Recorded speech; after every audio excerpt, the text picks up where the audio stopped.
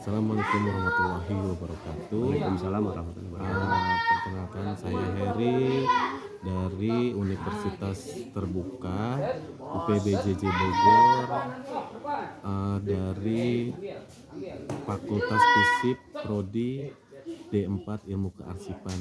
Di sini saya akan melakukan praktek sesi kedua dalam modul sejarah arsip lisan, dan saya mengangkat tema tentang peran pencaksilat Cimande dalam pelestarian kebudayaan lokal pada masyarakat Jawa Barat.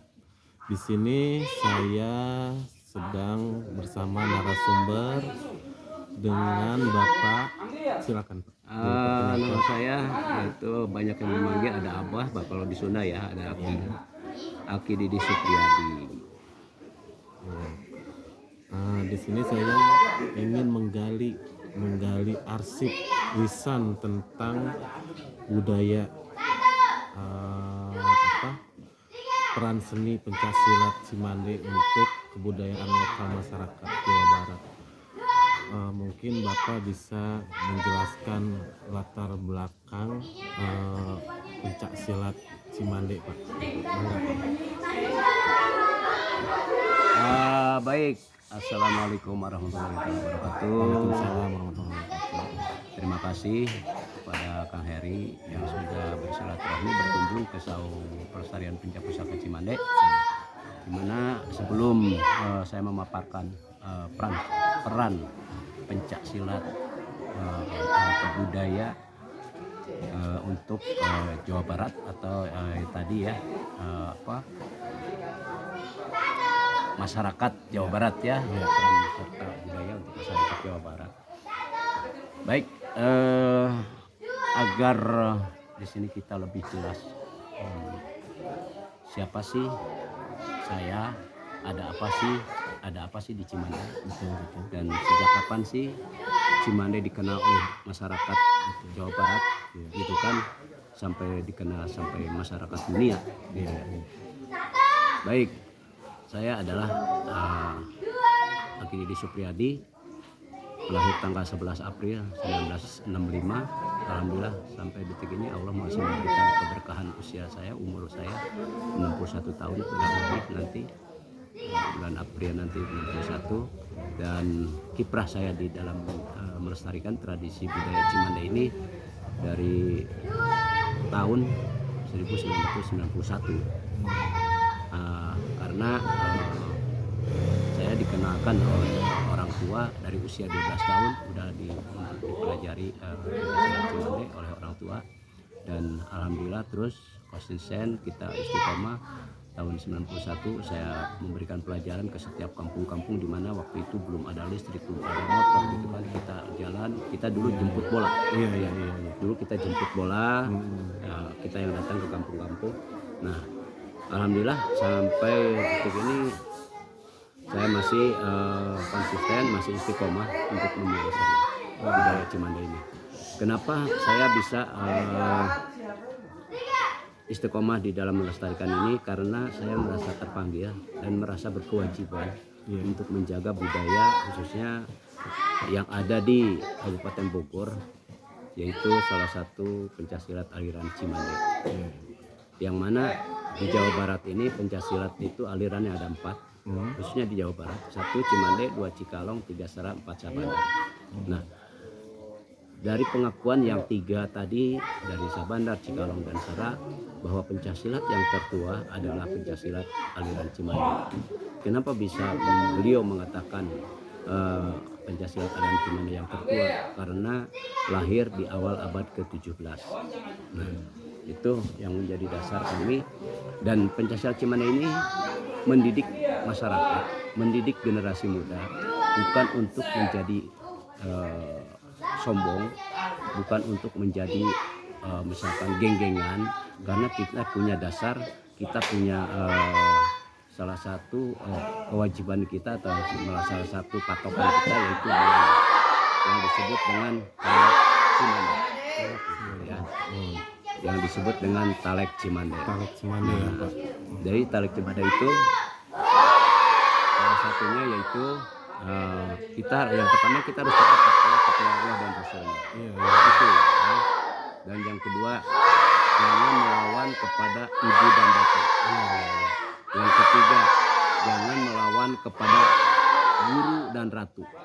Dalam arti ratu di sini dalam melawan kepada pemerintah.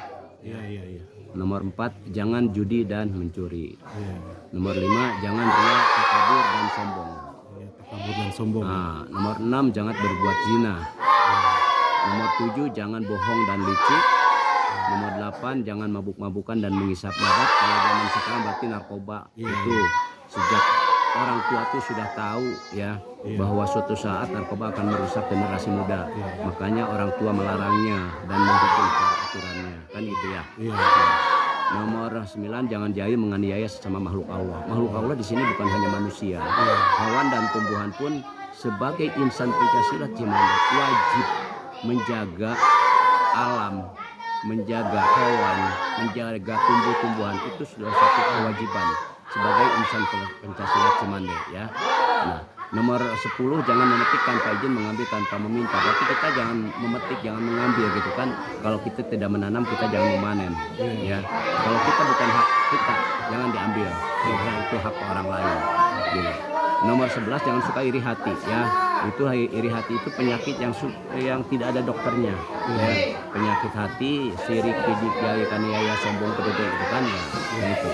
Nomor 12, jangan suka tidak membayar hutang. Dalam arti kita jangan meremehkan kepada hutang. Baik itu hutang materi ke sesama manusia, baik juga hutang kita kepada Sang Pencipta ya. Dimana hutang kita baik itu misalkan dalam melaksanakan yang 5 waktu kita banyak yang bolos atau yang ketinggalan, itu hutang. Itu di bulan suci Ramadan kita sering misalkan bolos atau misalkan sering batal gitu, itu hutang ya. Nah itu. Dan nomor 13 ya, kita harus sopan santun, rendah hati, ramah tamah, saling menghargai sesama manusia. Nah di sini saling menghargai sesama manusia tidak ditentukan manusia orang mana, di manusia beragamanya apa, tapi sesama manusia kita harus saling menghormati gitu kan.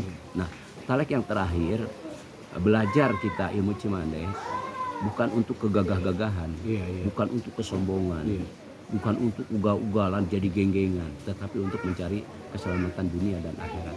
Itu yang menjadi fondasi bagi insan Pencaksilat Cimande yang mempelajari ilmu Cimande. Itu dulu yang harus kita tanamkan, itu dulu yang kita harus aplikasikan dalam perbuatan. Nah nanti di dalam gerakannya pun kita akan menunjukkan bahwa gerakan dasar Cimande itu menggambarkan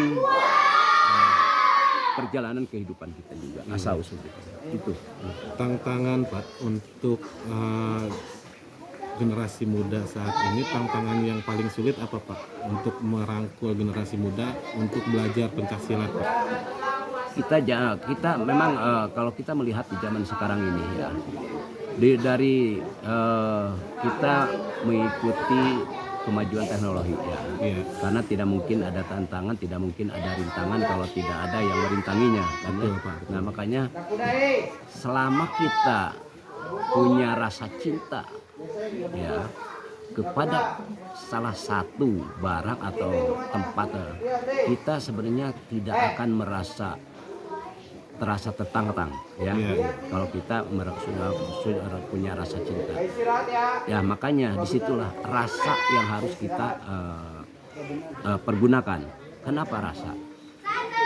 Kita punya misalkan rasa cinta, rasa senang kepada misalkan satu tempat ya, satu tempat misalkan. Walaupun hujan, walaupun misalkan licin, kita biasanya kalau mau berkunjung atau datang ya. Karena rasa cinta dengan misalkan keindahannya, dengan apanya kan gitu. Betul. Terus yang kedua, kita kalau sudah punya rasa cinta, walaupun kita cinta itu belum tentu memiliki ya, tapi rasa cinta tapi sudah misalkan rasa memiliki ya. Nah, belum tentu memiliki. Jadi saya merasa tidak ada tantangan, tapi selama kita masih ada kemauan, walaupun kita rasakan tantangan ini ya, kita rasakan tantangan ini. Satu, dengan kemajuan teknologi ya. Nah yang kedua dengan pasar bebas.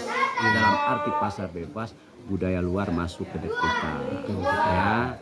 Nah, itu berbagai macam gitu kan budaya yang dari luar. Nah, tapi bagi saya maaf ya, karena kita menghargai dan kita mengapresiasi kemajuan teknologi, terus menghargai budaya luar masuk ke kita, tapi kita tidak mencacinya.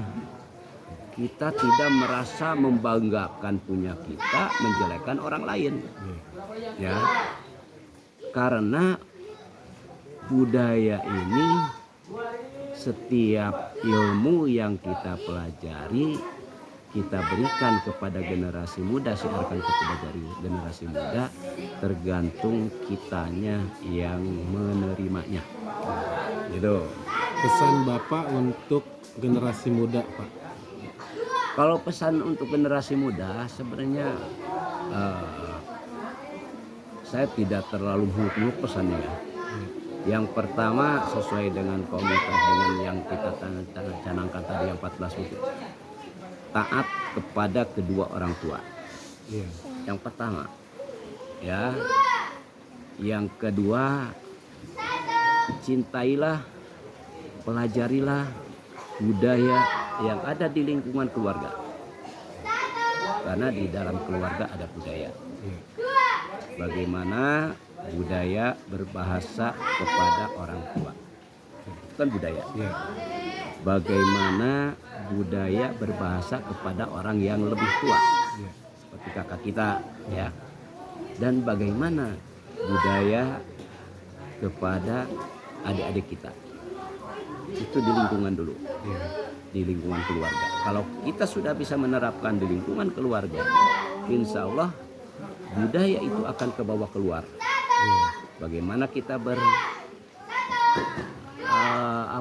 berkumpul atau berteman, bagaimana bahasanya, itu budaya dari bahasa. Kedua, budaya berpakaian. Bagaimana budaya kita berpakaian kalau kita mau melakukan suatu kewajiban, misalkan kalau laki-laki mau Jumatan, budayanya kan ada, ya berpakaiannya. Bagaimana kita kalau budaya kita mau ke undangan, budayanya kan beda, ya. Nah, terus bagaimana kita kalau budaya kita misalkan kita mau berangkat misalkan ke kiai atau misalkan kita mengikuti pengajian, kan budaya beda-beda. Nah itu jadi budaya berpakaiannya. Nah sekarang budaya berperilaku, ya budaya perilaku. Bagaimana kita di depan orang tua. Ini yang miris. Ya. Generasi sekarang hampir hilang adabnya karena budaya adalah adab. Betul. Ya. Bagaimana kita perilaku kepada orang tua, kepada sesama dan kepada adik-adik kita. Jadi setiap apa yang ada di dalam diri kita ditunjukkan dengan budaya, dengan adanya seorang guru. Ya, makanya mari generasi muda kalian carilah guru, perbanyaklah ilmu, karena hidup dengan ilmu kita akan terarah. Tapi jangan lupa, hiduplah kita berseni. Ya, kita dalam seni, karena hidup dengan seni kita akan indah. Ya. Nah, karena hidup tanpa seni tidak akan indah kan. Dan yang ketiga, perbanyaklah kita bersilaturahmi. Karena hidup bersilaturahmi kita akan berkah. Jadi ayo kita cintai budaya kita sendiri dan jangan mencaci kepada budaya orang lain. Itu mungkin harapan saya untuk generasi muda. Kami selaku pendiri Yayasan Saung Punca Cimande mengajak kepada generasi muda, mari kita lestarikan tradisi budaya Cimande ini dimanapun kalian berada, dan budaya yang ada di lingkungan kalian hargai, cintai, dan aplikasikan dalam satu ucap, lampah, dan perilaku kita. Itu mungkin yang bisa saya sampaikan. Terima kasih. Terima kasih untuk Bapak. Wawancara ini akan menjadi bagian dari dokumen arsip sejarah lisan kami untuk pelestarian pengetahuan budaya masyarakat Jawa Barat. Dan saya juga di sini memohon izin kepada Bapak apabila berkenan arsip ini akan kami publikasikan. Apakah Bapak? Silakan. Kami saya selaku generasi pelestari tradisi Pencak Cimande ini sangat berterima kasih juga kepada yang mensiarkan. Kita tujuannya untuk mensiarkan ya. Karena kami di sini bukan untuk mencari popularitas atau keterkenalan karena Cimande sudah dikenal sampai mancanegara ya. Gitu. Karena kami sangat menghargai para perintis ya, menghargai para perintis kita sebagai pewaris ya. Nah, makanya bangsa yang besar itu adalah bangsa yang menghargai para perintisnya, para pejuang. Itulah bangsa yang besar. Jadi saya sangat terbuka sekali, baik itu mahasiswa, anak-anak sekolah gitu kan, selama saya masih diberikan barokah panjang umur oleh Allah, saya ikut membantu dan siap untuk membantu selama dibutuhkan untuk memberikan satu dialog atau satu pencerahan atau satu ilmu tentang Cimande yang saya tahu. Mungkin itu yang bisa saya sampaikan. Terima kasih Pak.